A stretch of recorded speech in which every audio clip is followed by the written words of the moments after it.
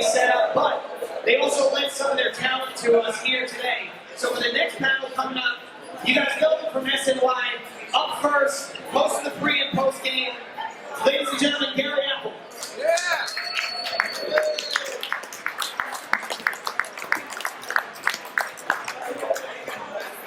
I already mentioned this other individual. Fantastic personality, not only on SNY, but over on WFAN as well. Ladies and gentlemen, Sal Licata.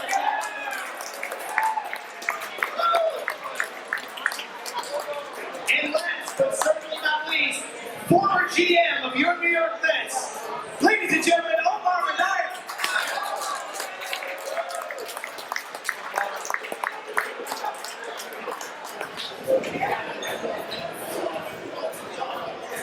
Hey guys, great to be with you.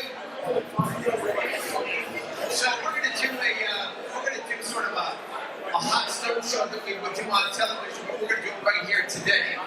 Great to be with you, Omar. Great to be with you, Sal. And then a little bit later on, we're gonna do a rapid fire segment for those of you who have seen it. I'm not sure if I can handle it. Sal, I'm nervous. Look at everybody here.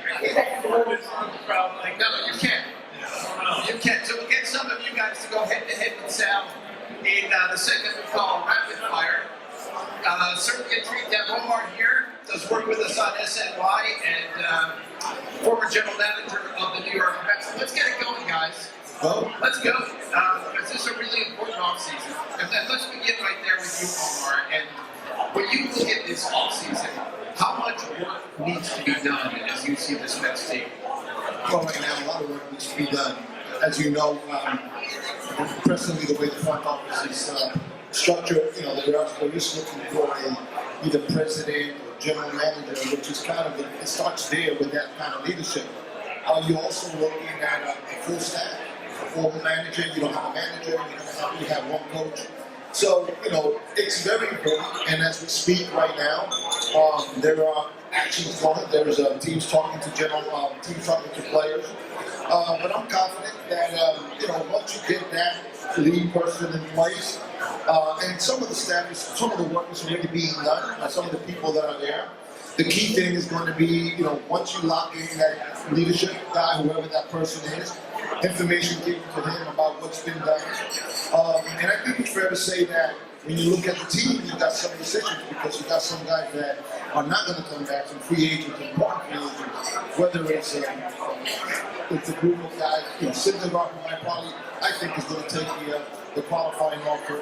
But it's so important, but it starts right now with that big decision of the leader. Who is the leader? Who's going to be the one that's going to create the plan and lead the organization going forward? All right, so you mentioned Noah Syndergaard. Because there's so many key guys that they're at least on this team sort of unknown, their future unknown. Let's begin with Noah Syndergaard. He was extended a qualifying offer, $18.4 million. Sal, do you want Noah Syndergaard back in this uniform? Yeah, I do. I don't think that they needed to offer him the qualifying offer. Now, Omar obviously knows more about me in the specifics of being in the front office, but it doesn't make sense. He hasn't pitched in 2 years. Why give him $18 million? When I think you could probably get it a little bit less. He said that he wants to come back here. Nonetheless, here's the biggest issue. I think Met fans still look at Syndergaard and see 4. And believe me, I love 4 too. We haven't seen that since 2016 in the wild card game going toe-to-toe against Madison Bumgarner out in Citi Field. So who knows what Noah Syndergaard is going to be? Whether he accepts the offer, whether they extend him even further, or whatever. How do you know what Syndergaard is? Nobody can know because he hasn't pitched in 2 years. And last time he did pitch when he was healthy, he was not that top pitcher again. So yes, I want him back. But you can't be careful thinking that he's going to be a top of the rotation guy. So you think there are questions there when it comes to Noah Syndergaard, but this is a team that needs starting pitching, and this is a guy who has proven he can do it here in New York. How would you, and how do you, when you look at the Syndergaard situation, and the fact that he wants to be here, and he's made that very clear that he wants to be here, how much does that play into your equation as a general manager? Well, first of all, I think Sal makes a lot of valid points. There is an unknown about Noah. And the unknown, when you haven't pitched for 2 years, what is he? And then, of course, now, the one thing we do know is that he has pitched. He wants to be here. He has performed here.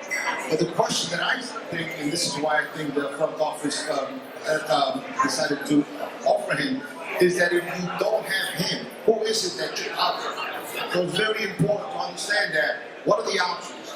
So understanding that, you know, you don't know right now when you look at your team, you got Strowman, you don't know if you're going to get him.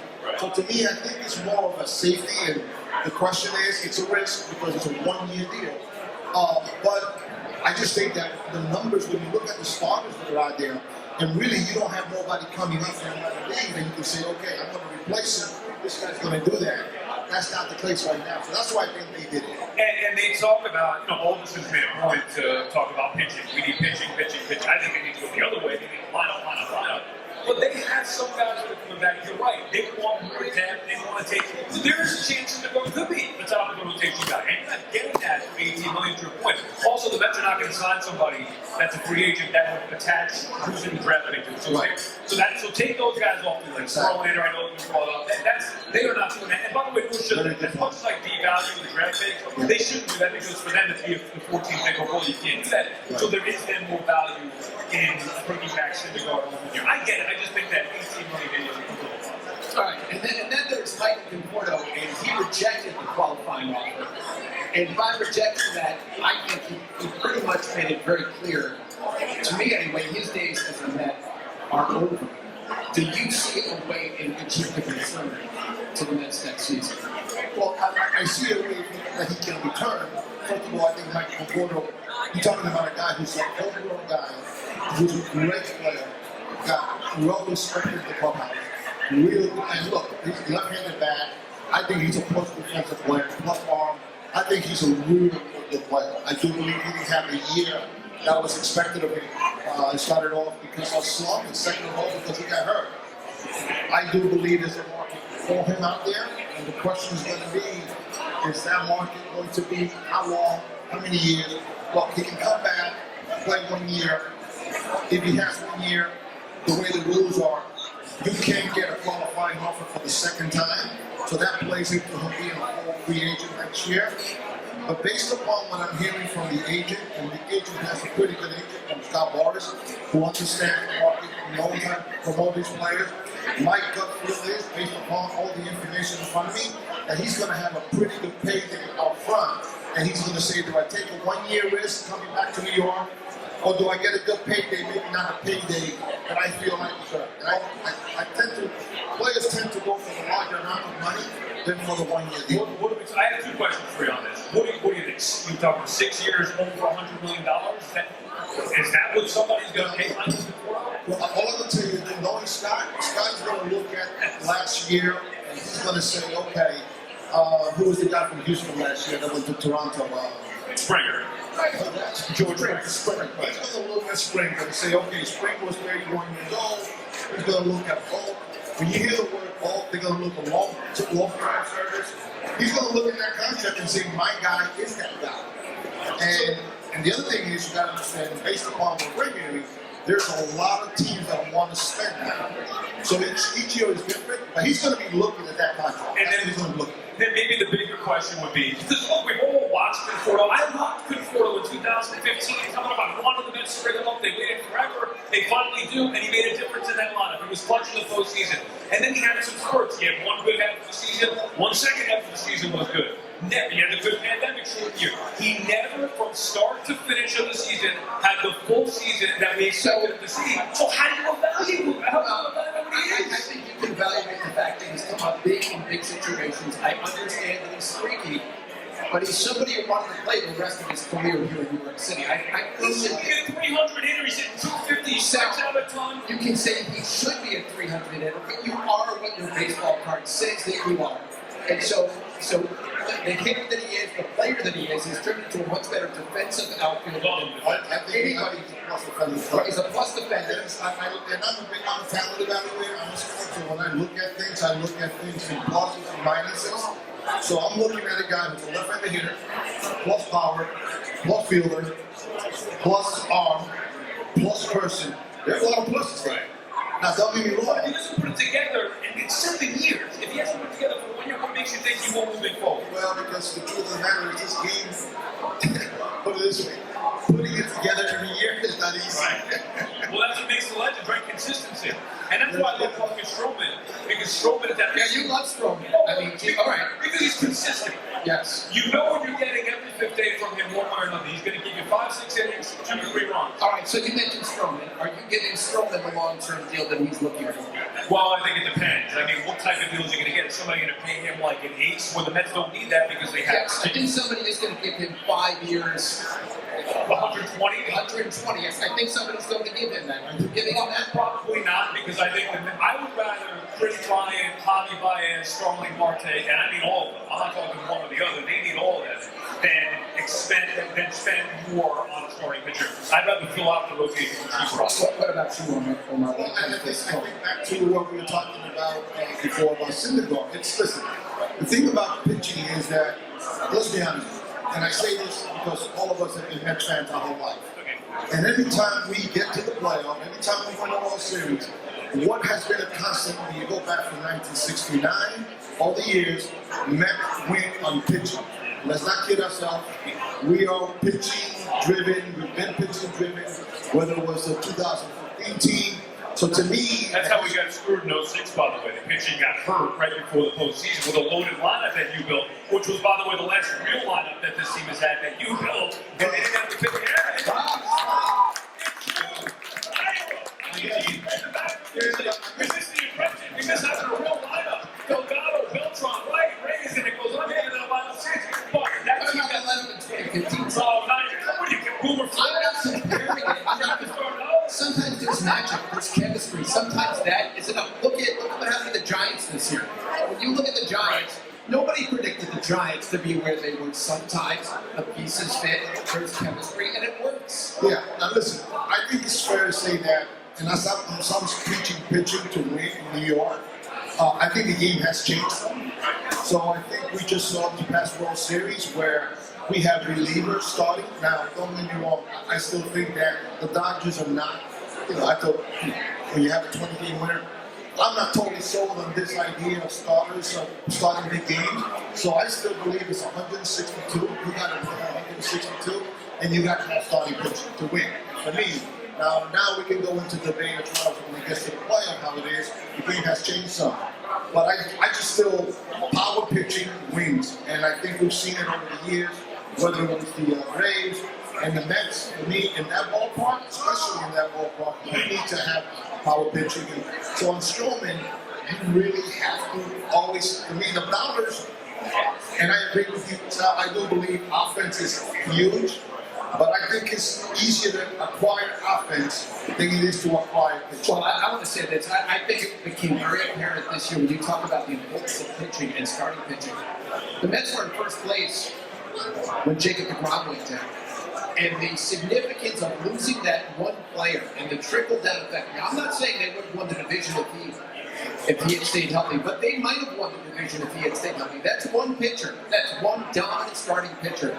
So I do agree with you that starting pitching is and pitching in general, you've got a strong bullpen as well, but starting pitching really defines your ball. And the key here is, when you say starting pitching, we mean dominant starting. Dominant starting. Let's not get ourselves wrong. Right. There's a separator between starting pitching and dominant starting pitching. And when you have a chance to get somebody that's dominant, back to being a talent evaluator, looking at grades. For me, anybody that's a 1, 2, or 3, that's a separator.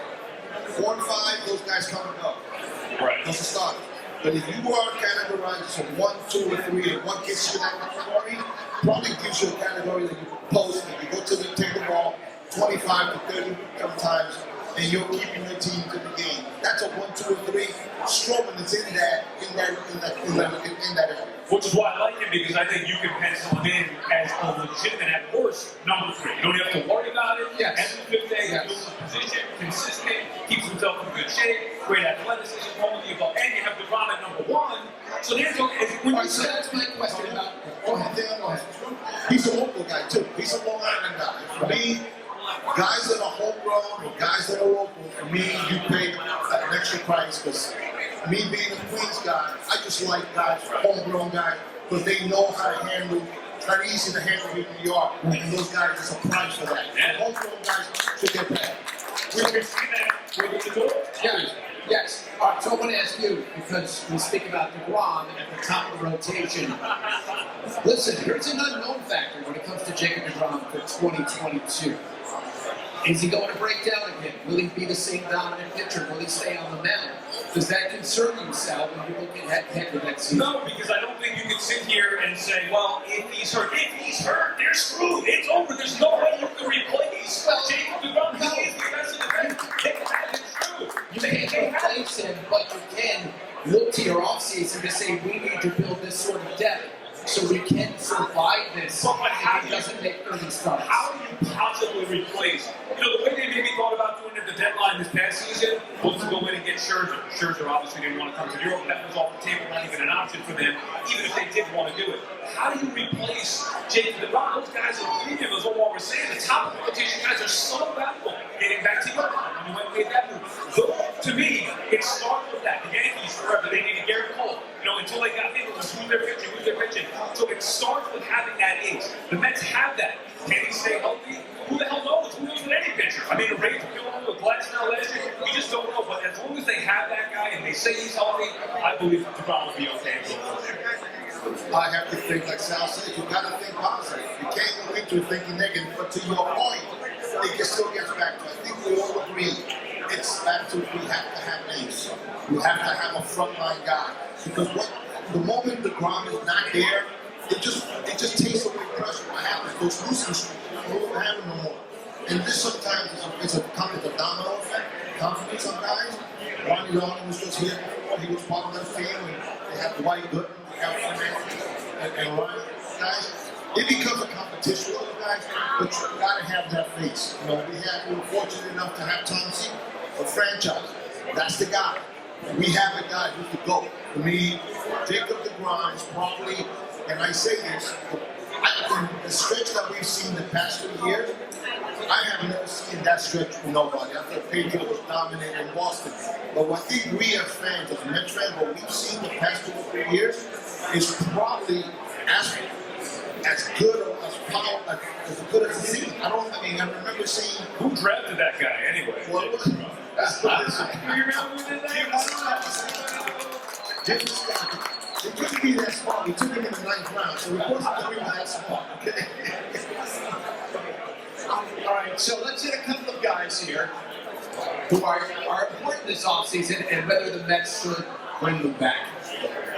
Beginning with Javi Baez. Obviously, there was a. What do you guys think? Javi Baez, you want him back? Does anybody out there hold a grudge against? You're saying so.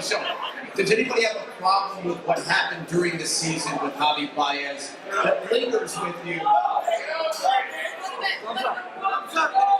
can't prove the fans. I mean, that's just gonna be honest. Are there microphones on the floor that we can?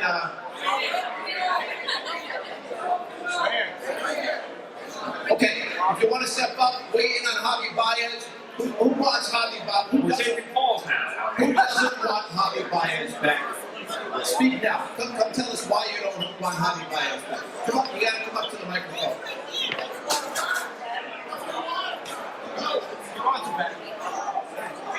Here's the thing with Baez, prediction, okay? Played hard last 2 months of the season, right? Playing for a contract. Signed 5 years, X millions of dollars. He's gonna tank. Guaranteed. What do you think of that, Omar? I disagree. I just think this guy has a long history of playing hard. I think he's won. He's played in big market. I think he's listen, I'm a player guy. I believe in players. I believe in players, and I believe that one of the reasons, historically, recruiting is that you got to believe in guys. Are there going to be guys that quit on you? There will be. But I think most guys want to do good, and I think the fact that he came here, the fact that he went through that, overcame that, and I mean, this guy's a special player, so I don't think that he's not going to quit on you when you give him a long-term contract. This guy is a competitor, he's got great ability. I mean, this guy's a special player. You know what I love about it? And there obviously were some issues. Let's simplify it for a second. The Mets are in desperate need of good baseball players. Javi Baez is a good baseball player. So it's funny to say, oh, he strikes out too much, or oh this, or oh that. Look at the rest that can hit 30 home runs and strike out a ton. The Mets don't have enough, so Baez is a good player. He can hit with power. He's an athletic player. He's great defensively, great on the base pass. And I love what Omar said, that competitiveness, that attitude with an edge. They need more of that, not less of that. Would he be the premier piece and that's it? You could go into the season and think you're going to be good? No. They need Baez plus more, but I'm not in the business of giving good players back, so I would want to keep Javi Baez. All right, yeah, go ahead. I just want to know what's professional opinion. What would it take for the Mets to get Baez to sign?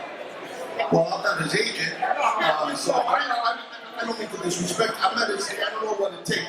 But usually, let's look at it this way. Like anything else, any negotiation, what you look at is past. You look at ability. So you have data. You have a baseball card. You look at your baseball card. You look at age. You look at past contract with players of your age and your numbers. So to me, with a player like that, and then of course market forces. So think of it as market forces, meaning, like it's the real estate. It's like there are a lot of them. Now this year, there's a good point. There's a lot of shortstop out there. So if he was the only shortstop out there, I would tell you he's going to get a lot more. The teams have options this year. I don't want to give you a specific number, but I'm going to guarantee you that he will get. My guess is, I don't want to get the numbers. There will be definitely a 5-year deal on the table. And what that AAV, meaning year contract per year is going to depend on what other guys not only have gotten, but what other guys get early in the market. So let's just say a guy gets like, those 5 shortstops. If 2 of those guys go out there and come off the board at 200 million or whatever, he's going to say to himself, and then what happens is the team that lost out on that guy is going to piggyback to this guy. So that gives you an idea of where he's going to land. So Aaron Luke, go ahead before we go to Aaron Luke. I Yeah. have a question on the ground. Would you advise him to cut back on those max effort every pitch because he can last? He breaks in those 7 to 8 innings. It seems like at the 6th he's gone because it's on max effort every time.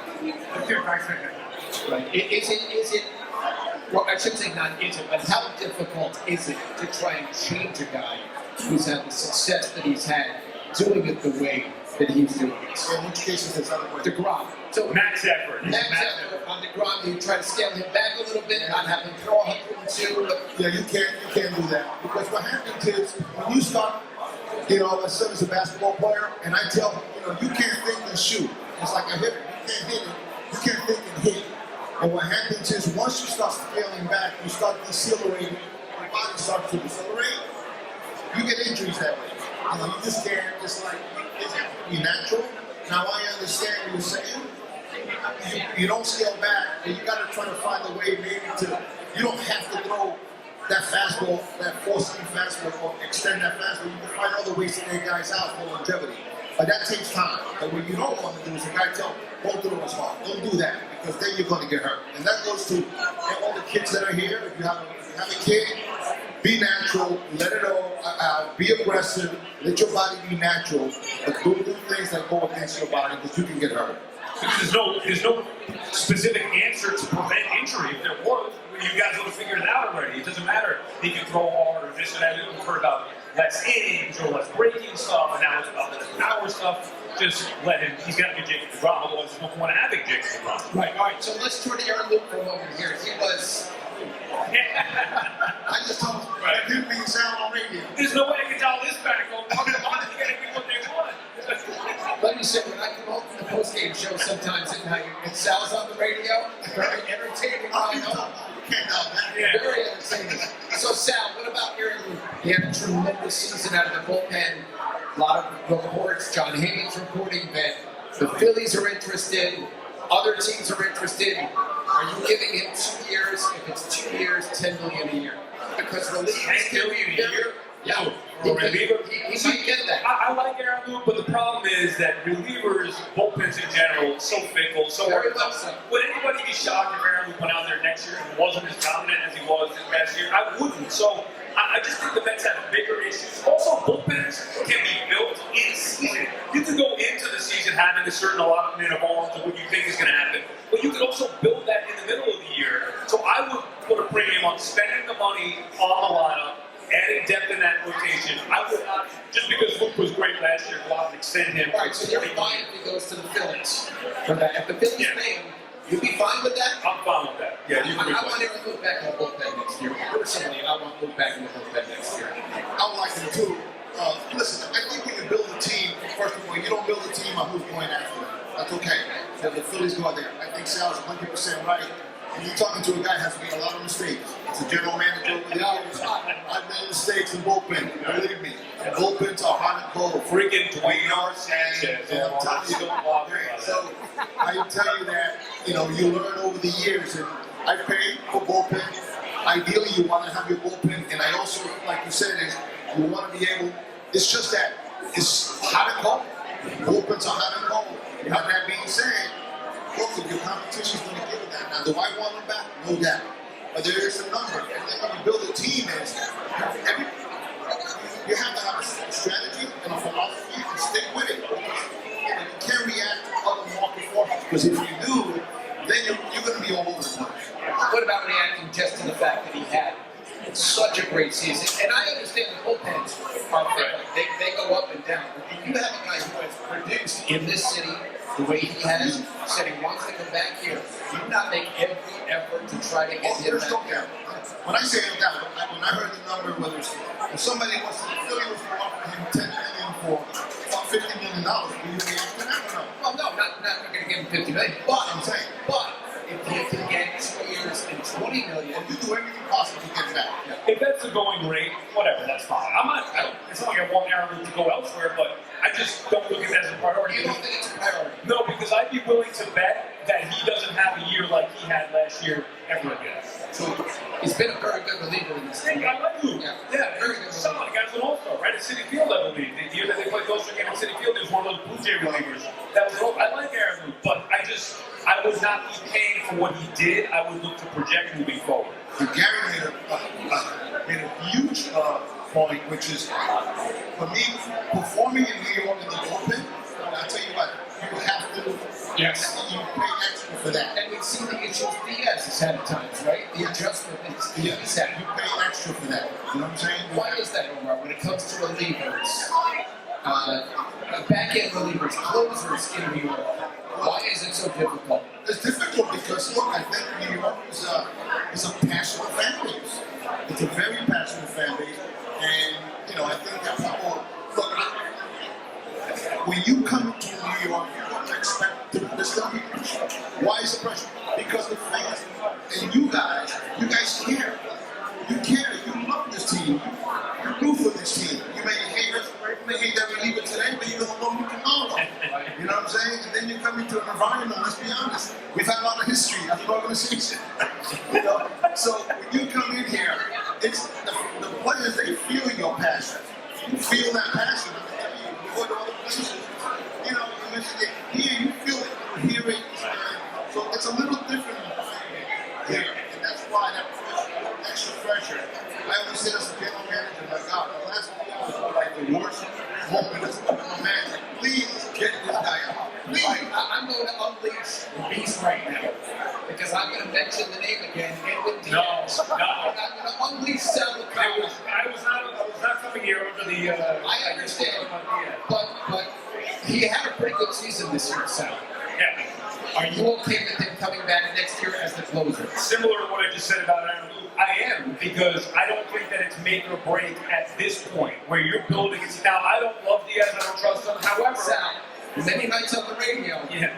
you gave a very different impression. Well, Right? Well, I don't love Diaz. If I could agree with another closer, I would do it. I think his career is over in New York. It's almost point, especially when you fail the way that he did to those levels in 2019. I mean, I don't think I've ever seen anything worse. And I watched great news over all the best you can imagine that you throw out there. And people like to compare Benitez to Edwin Diaz. Look at the numbers. It wasn't even close. And I remember by watching those up close and personal. Diaz would be okay. I don't think that's the biggest issue right now. I think to win a World Series, they may have to upgrade there, but they're far from that. So Diaz would not be at the forefront of my mind. At least now, when he closes a couple of games, then I understand, yes. So the impending work stoppage, right? So you don't have a manager, you don't have a general manager, you don't have a president of baseball operations, and you've got this December 1st deadline looming that sort of clouds everything. How precarious is this from a front office standpoint, a managerial standpoint, that these things are not in place yet, Omar, with that looming? That's a great question. Because you're talking about the strategy. What do you do? I will tell you, in talking to some other main friends of mine that are on other teams, some teams have a strategy in December strategy. Okay. I expect a couple of guys are going to be off the board really quick. Players? I think some teams are going to attack. They have a strategy. They're going to be proactive and get those guys out, get those contracts in. And I think from a player standpoint, the players will too. If he's saying to himself, I want to sign you for that, because you don't know once you go into that strike zone, not work strike zone, lockouts. Yeah. Once you go into the zone, you don't know what's going to happen. So I think it's going to be exciting. I think you're going to see a whole bunch of deals being done. There's a lot of aggressiveness recruitment going on, because you don't know what's going to happen. Right. And that's why I think, from a strategy standpoint, organization of being aggressive, going to be aggressive. Players are going to be aggressive. And then we'll see how it plays out. Can I ask a quick question? Organization-wise, I think I got an email the other day that the Mets tickets are going to go on sale November, whatever it may be. Is there any thought process that, hey, we're selling tickets to, we don't want on the holiday, give our fan base something here to be excited about potentially, sell some tickets ahead of time? Is there any thought process whatsoever to maybe expedite signing a free agent just to appease the fans to sell more tickets? Listen, I can't speak for that, because that would be a person to say that would be a much better, because we've been able to make. In the end, I think the decisions are going to be made more in line with, is this guy going to be a good player for us? No timeline. No timeline. I think when you start doing things because you think it's going to affect the PR of it, you can make mistakes, and you got to be careful. All right, so we're going to play rapid fire in just a couple of minutes. As three of you are going to go head to head with Sal. But before we do that, let's take a couple of questions. Who's got a couple of questions for either Sal or Omar? Go ahead, yes. Hello. Well, Sal, congratulations on your game. Thank you very much. I appreciate that. Appreciate the rants. About home ownership and events. My question is, what do you think the Mets should do with some of the existing players? Like McNeil, maybe Tom Smith, who struggled this year. What do you think their plans are for them? Well, they're all under contract, which is one thing, right? So that brings up an interesting scenario. J.D. Davis at the end of the year basically sounded like he thought he might be gone. I think they need to upgrade third base. We talked about Chris Bryant. What's your take on these guys? McNeil, Tom Smith, I think I'd be okay with them in their actual roles. To me, Dom Smith is a first baseman. He can be a good one at that. Unfortunately, the Mets have Alonso. I don't want to see a first baseman playing left field anymore. Jeff McNeil may be best served as being that super utility guy, first guy off the bench, give a guy some rest at third, play some second, play some more outfield. Maybe McNeil can drive in that role. J.D. Davis, I probably look to move on from, because I don't think you can bring all three of those guys back. I look to move Dom Smith and bring in a piece that fits this team a little bit better, only because, like I said, he's kind of blocked with Alonso. But I think there's some value with those guys if you put them in proper roles. Right. Okay, who's got another question? Yes, go for it. Hi, so I have a two-part question. So my first part is, what guy out there, whether he's a free agent or just a guy that's available for trade, do you guys feel is the most important person to go after this offseason? I personally feel it's Matt Chapman, because I would want Chris Bryant. I don't think he's going to want to come to New York right now. I think he has other options, and he's going to want a little bit more than the Mets at the moment. But I think Matt Chapman would be an unbelievable pick. And my second part is, which guy do you think is most important to keep with the team? Batter and pending free agents. Mine's Syndergaard and Luke, without a doubt. All right, well, you know how I feel about Luke and Syndergaard as well, because he certainly does want to be here. Me personally, I like the thought of Starling Marte. He's been talked about, something they have interest in. He can bring speed. I think he has an 841 this year. He brings a lot of things. And at that point, listen, Brandon Nimmo had a tremendous year. You want him in the lineup every day. Maybe you move Nimmo to right field, move him to one of the corner outfield positions. I like Starling Marte. That's somebody I would use as a cornerstone this offseason from a position player standpoint?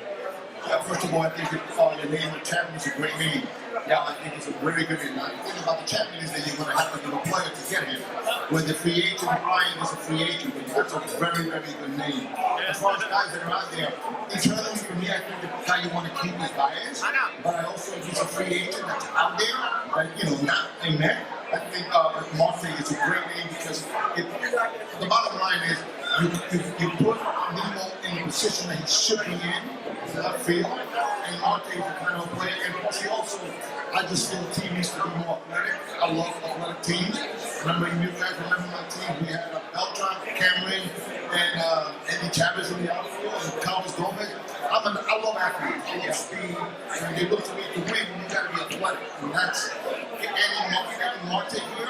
As athletes too. I think they need Chris Bryant would be my top priority, but I want him and Marte because the Omar point we talked about it. I don't think the Mets have a good team as far as a fit. When you're trying to put the team together, let's put this guy in center field, this guy in left field. Bryant could either be the third baseman or he could be the left fielder. Marte is your center fielder. Now you can move Nemo to where he should be in a corner outfield. Now you're putting together what I like to call a team, and that's something that they haven't done in a while. So I would make Bryant the priority. I want Marte as well, and I would agree with Omar that Baez would be my top guy to bring back. All right, good question. Very good question. All right, let's get to the segment we call rapid fire.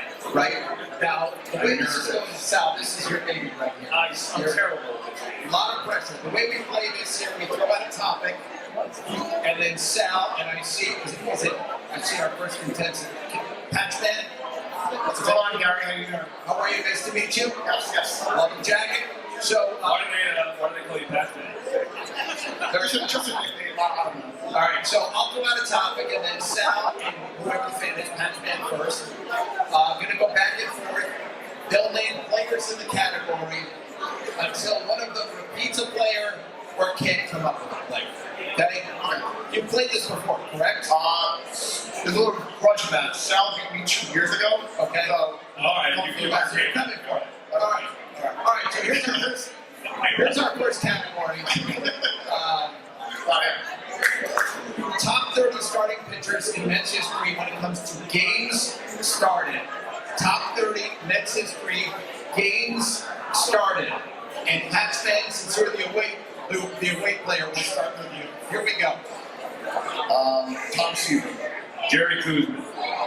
Let's go back and forth. Right? Give me time. Dwight Gooden. Ron Darling.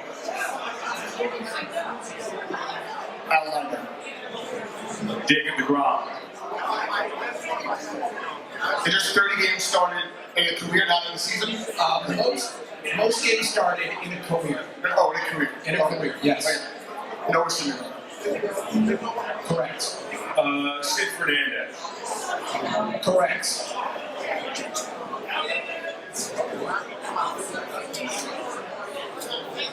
Patchman, you're on here. Yes. Yohan Santana. That is correct. Steve Traxel.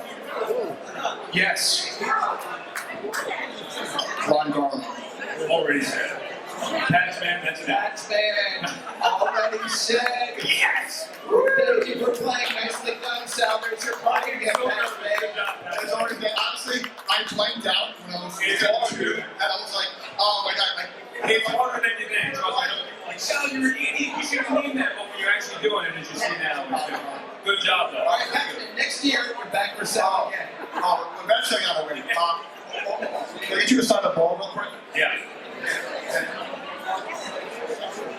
Yeah, well, we'll do that after. All right, thank you, Patchman.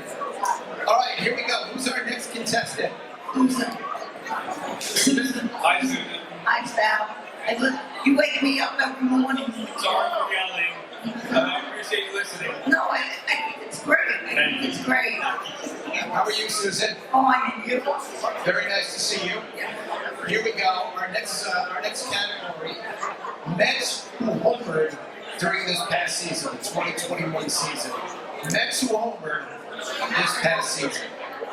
Pete Alonso. Michael Conforto. Correct. Jeff McNeil. Yes. Smith. Javi Baez, Francisco Lindor.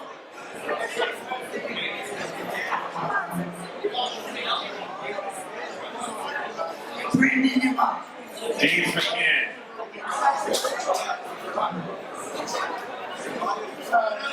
Jeff McNeil, Jeff McNeil, was that set already?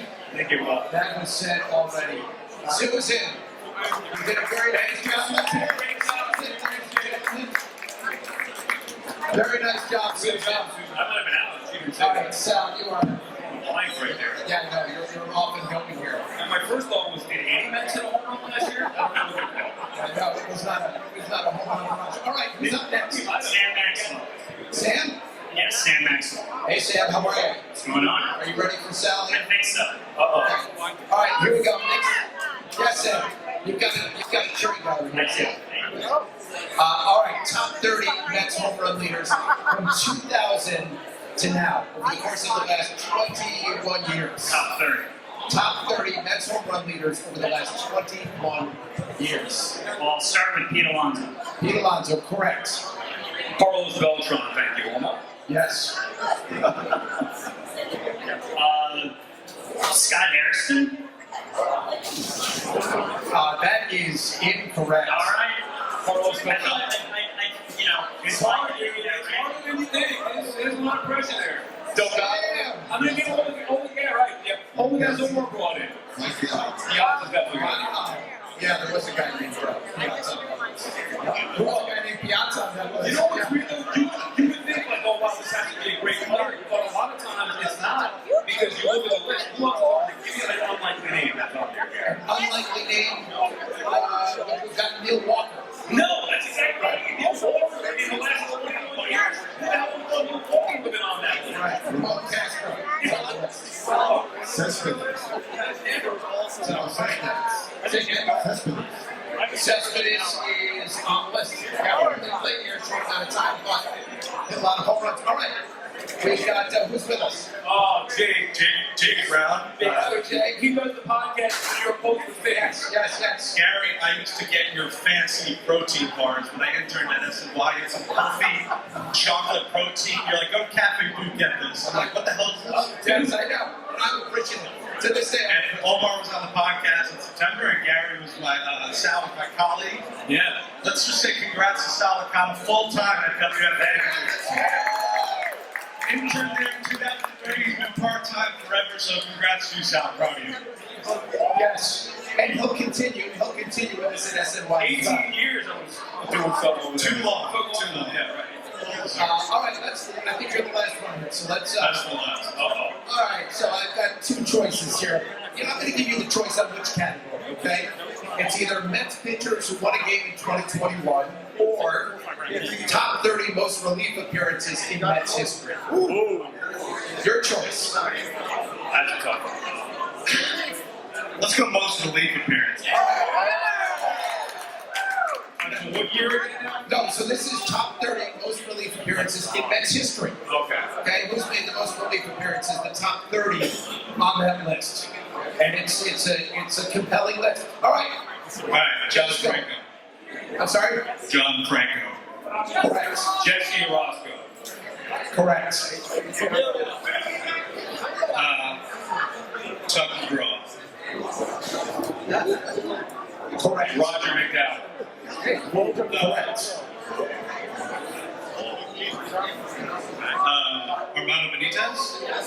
Yes. Billy Wagner. Yes.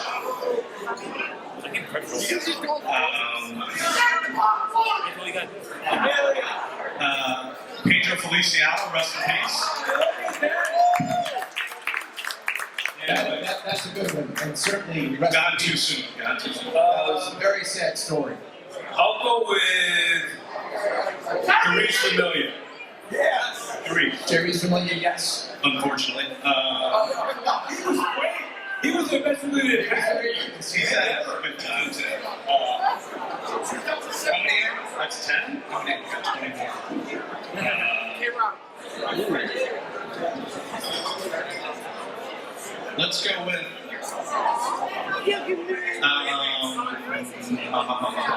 Bobby Parnell. Bobby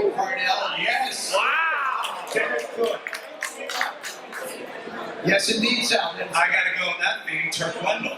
Got it. Yes, he is on the list. Aaron Heilman. Aaron Heilman on the list. Sorry, I had to do it. Brian Name, I believe, Aaron Heilman. Yeah, he's the Notre Dame guy. I mean, I hate him, but he's on the list. Yes.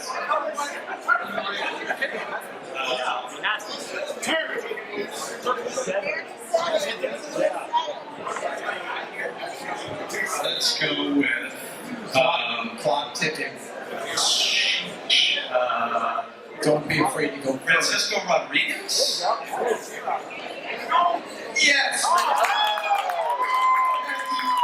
Come on, Sal, bring it, baby. I'm going to throw it out there. I know it's a major risk, but it's the name that's in my mind right now. Mel Rojas. Mel Rojas is not on the list. Congratulations. Can you give us all of it? Yeah, there were some current guys I was surprised you guys didn't get. Drake Levins, Edwin Diaz. Is that on the list? I wouldn't say that if it was the last name on there. Seth Lugo on the list. Lugo's on the list. Madison Reed, point up, Hanson Robles on the list. Zelman, she said. Zelman not on the list because he's going back and forth between starting and leaving. That was a good one. I'm glad you tried. You couldn't take that as hot. Congratulations. I'll just get a few more questions in before we wrap this up. Yep, a few more questions. Whoever's got questions for myself, or Omar, or Sal, come on, step up to the mic here.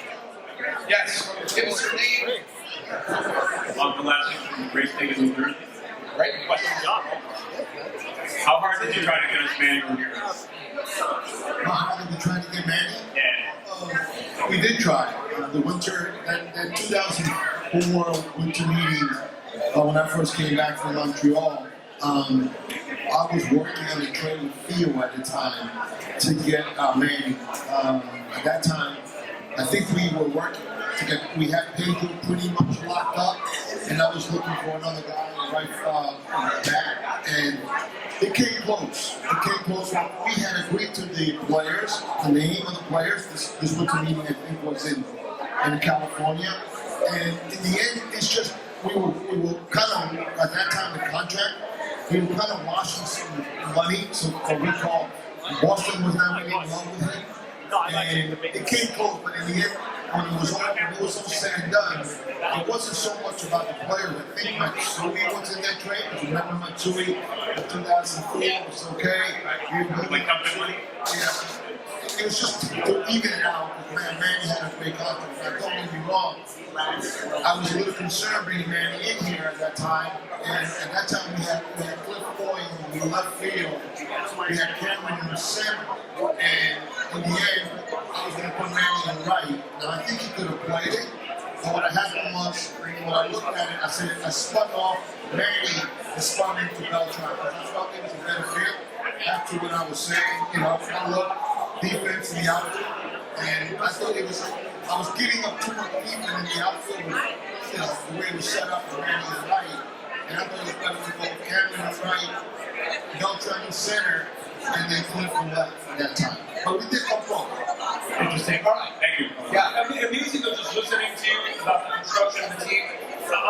He's not trying to rip the current Mets or anything like that, but that was a legitimate team. Think about the players that he's talking about putting in there and in the proper places. They actually had a real center fielder and a good one. Cliff Floyd and left. I know Cameron was really a center fielder, but if you play him right, you know, no big deal. But they built it. Delgado at first base. Look at that Howard, not only first base, but he provided the cleanup on had Reyes in fight. It was a full, complete lineup and team. Now I know the pitcher was a little better that got hurt, but the Mets haven't done that since. Really, since that collapse in 07 and then again in 08. It hasn't and obviously we know the finances from there on. Even the 2015 and 16 teams, those teams were not legitimately real great teams. I was just all short. I might disagree with you a little bit on 2015. I mean, that second half of 2015 was a really good second half. So was it a? But they had dominant starting pitching. They were not a well put together team. It was a team that brought Cespedes here. Right. You had Daniel Murphy have an all-world playoff. Michael Conforto stepped up on a big stage. You had pieces that fit and worked, but it does go back to the fact you had dominant starting pitching. I just think in building a team to what Sal said, at least my philosophy, because everybody has different philosophy, and those that work with me, my philosophy is that not only do you have to build a team that fits, I'm a big believer that you have to build a team that fits the demographic and the geography of New York. And what do I say by that? Listen, you're used to, I said before about the strong pitching. For me, speed is important. If you look at those teams, people, when you say speed, that's defense most of the time. So to me, it's very important that when teams are built in New York, look, I've always said, we grew up with Mickey, we grew up with Willie, and we grew up with the Duke. Those are center fielders. We grew up with Rizzuto, we grew up with Buddy Harrelson, we grew up with Jeter. So those are positions that don't get wrong. In those times, we have Jose. So to me, you have to build a team that you guys connect with. Not only winning, I want you to connect with. And that's why we went from, we ended up getting 3.5 million fans, 3.7 million fans, 4 million fans, because you enjoy watching that stuff. What years was that? 05, 06, 07? 6, 7, or 8. Oh, yeah. We built that, but you participated, you made it happen, and you wanted to go there because I'm from listen, growing up in Queens, I don't even know national baseball. I love football, maybe I still love that. That's the style of playing team that I like to be. Bigger disappointment for you, and I hate to bring it up, but I mean, I think a lot of that fans still think back to it, because to me, that was the best thing that we've seen since the 80s, that 06 team. 06, 07. 07 without a doubt. 06, Wayne had to his home field. Nothing you can do about that. 07, biggest disappointment for me, to this day still. And those two teams in 7 or 8, they were built to win. And, as a general manager, I take responsibility because in the end, we were short on pitching. And as a general manager, that's on me. I wasn't on the players, I wasn't on the league. That was on me. The team was good enough in those seconds specific. I know when we got to play. And for me, it was pitching, it was short. And as a general manager, I should have provided. I should have gotten an extra mile for that pitcher. I want to ask you this because I think when things are happening like happening in the 7th, as it's unfolding and it's beginning, you think, okay, this can't happen, right? This can't happen, and then it gets closer to happening, and then you realize, oh my gosh, this could happen. When you're in that general manager's chair, and it's unfolding, how dangerous is it? Well, it's talking because we're a fan. If you're a fan, if you care, it's talking. I'm a fan, and you're a fan like anything else. Now, that being said, it's out of your control. It's all you can do is the best you can. You gotta be supportive, be positive, and then when it's over, the next morning you wake up and you go rebuild it again. That's what you do. All right, we have one more question and then we'll wrap it up. We have one more from somebody. 2 more. Let's make them very quick. Quick questions. Just going back to the rotation, we're asking a question. I think it's the wrong question. The Syndergaard question. What do you think they have to do so that they fix the rotation? Or give us a fighting chance to at least make the playoffs? Well, I think Sal spoke about it, and I speak about it again. I think we all agree that what you got to do is, the only way to solve that is to either go sign free agent, because there's nobody coming from the bottom. More than one. I think they need to. You got to reinvest. What? Well, first of all, you got to get Strong. He's your guy. You know him. He's a local guy. And I say that you do everything you can to get him. Do everything you can to get Lou. Do everything you can to get the guys that you know have performed here. That's the first thing you do. The second thing you do, you got to go out there and recruit. And then part of signing free agency this day and age is not only money. You need to be recruited. I believe this is a great place to play.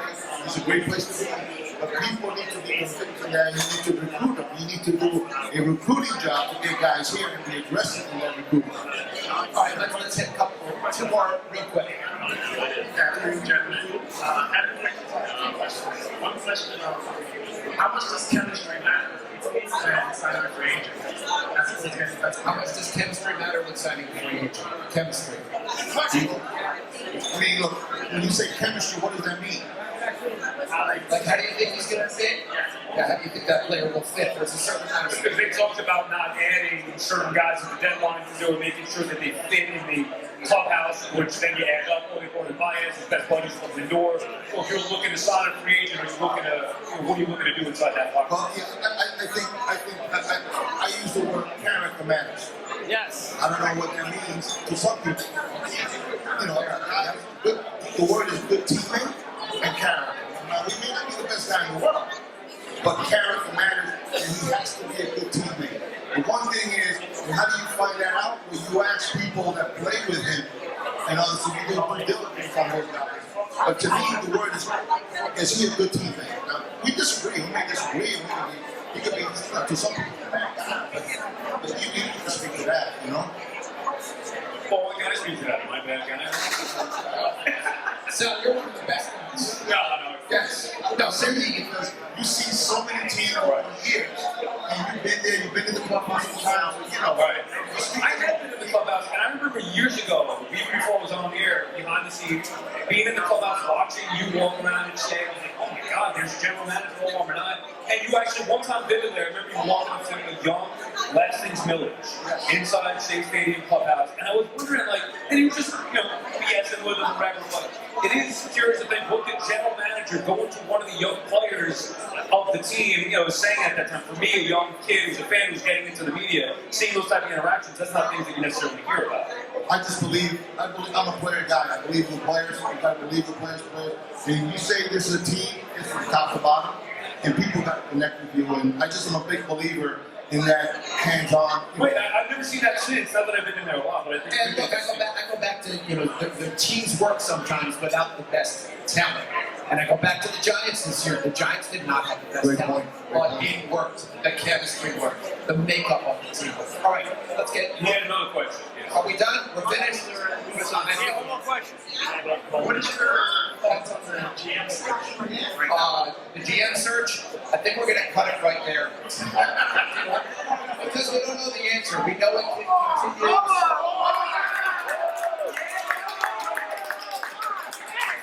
All right, I think we're going to No, cut it you're right not getting there. a lawyer. Why you get a guy who knows how to scout baseball players? Just go get a lawyer. Yes. All right, listen, Wednesday nights, SNY, Hot Stove, 6